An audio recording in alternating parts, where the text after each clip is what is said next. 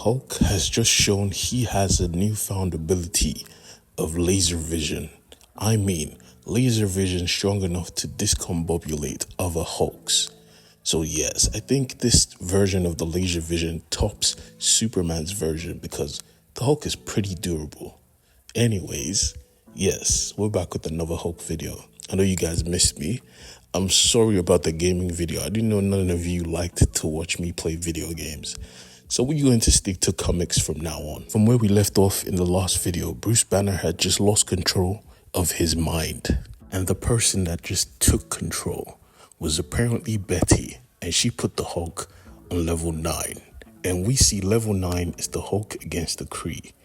And she jumps into this really long monologue on what the Hulk truly is or means. Most people know the story. The Hulk is basically a defense mechanism because Bruce was tortured and battered as a child. So the Hulk is his manifestation of his rage and anger. But she believes that's the complete opposite. There have been many iterations of the Hulk. There have been grey Hulks, brown Hulks, black Hulks, red Hulk, blue Hulk. So that feels like a very vague explanation, saying that the Hulk is just a manifestation of something of Bruce. If it is, why are there so many? As she was explaining this, the Hulk was about to face the biggest battle we have ever seen him face. A hulked out Galactus, Thanos, the Living Tribunal, the Phoenix Force, and every Inhuman fought her, obviously. And combined with the Kree, the Hulk was about to fight for his life. And he went crazy because this is the Hulk. Fighting is what he does. But at the end of the day, the Hulk is still a being. He gets tired. And while the Hulk was fighting for his life, Betty kept on going with her story because she believes the Hulk could be greater. Everyone has a Hulk. Jessica has a Hulk. Amadeus Cho has a Hulk. Even Ross had a Hulk. She believed the Hulk has a Hulk. And at that moment, we see a glimpse of what she was talking about. Because the Hulk's Hulk, the Hulk's Hulk is a menace. How powerful would the Hulk of a Hulk be? Yeah, we get to see that at this moment. Because one claw was strong enough to grab a Hulk in place. Strong enough to hold him like he was a little toy. While all this was going down, Hulk fighting for his life, Bruce was floating in space, chanting his mantra, while the Hulk's Hulk was busy sucking the life out of every other Hulk. And I mean sucking. He was sucking their souls, bruh. While this was taking place, we see the Hulk calling for Banner, begging him, literally, please, save me. Save the Hulk. Thankfully, Bruce woke up from his slumber. But Ross wasn't done, even after hearing that the Hulk had just turned into a freaking titan, looking all monstrous and glorious. Matter of fact, I'm happy he transformed in another dimension. I don't think any hero would have survived this guy's presence. At that moment, we discovered that the president's plan, or rather his end contingency plan, was to blow up this entire area with a G-bomb, a gamma bomb. And Bruce wasn't having it, telling him to stop.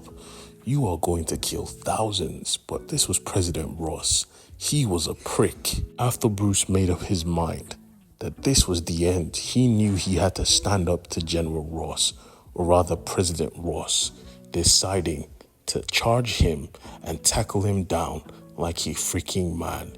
He got up on his 2 feet, charging and tackling him. It was a success. And at that moment, Betty was watching a movie in the cinema, watching Titan rip everyone to shreds. She was having fun. And thankfully, Bruce decided to wake up and climb into his own control room because this was his mind. His mind couldn't be invaded. So he did, coming forth and telling her to turn it off. This fake Betty smiled. What are you going to do? Get angry? You do not have any power here. He smiled. Of course I don't. Breaking into his own wall, he pulled on an emergency lever, unleashing the Hulk, saying, of course I don't have power, but he does. And just like any badass movie, the main character stepped forth. We see the Hulk really pissed off. because he went crazy in that control room, attacking everything in sight. Betty looked at Bruce and asked him, "You're not a killer," trying to egg him on to make him stop this. But nobody, just like in the real world, nobody knows what Bruce is capable of because he just let it play out. Just like in the real world, Bruce shot the president in the head, ending this whole monstrosity once and for all. At the exact same time Titan went off, there was a big explosion. It was over. Bruce woke up happy. He thought this was the end, but he was so wrong. He was inside the engine room with the Hulk. Back in the real world though, we see the American forces dropping the Gamma bomb. Bruce, not wasting any time, shouted for the computer to start repairing itself, which it did. In all honesty, we don't get to see this type of tech when it comes to the Hulk. Bruce had apparently made sensors and stuff like that so he could see, smell, even when he was just in his own mind. And it was nanotech that helped him do it. So no matter how damaged it becomes, he could always reconstruct it because the Hulk is basically a generator, so he has an abundance of power. Our Bruce asked Parallel Bruce for a situation rep, and he told him about the Gamma bomb that was about to kill thousands. And Bruce, even if he's the Hulk, he was still a hero. He couldn't sit back and watch this happen. So he ran for his control room, trying to get control so he could save people. The Hulk called out to him continuously, but he didn't turn back, even when he closed the door and looked at the Hulk's face. All the Hulk said was, "Hulk, sorry."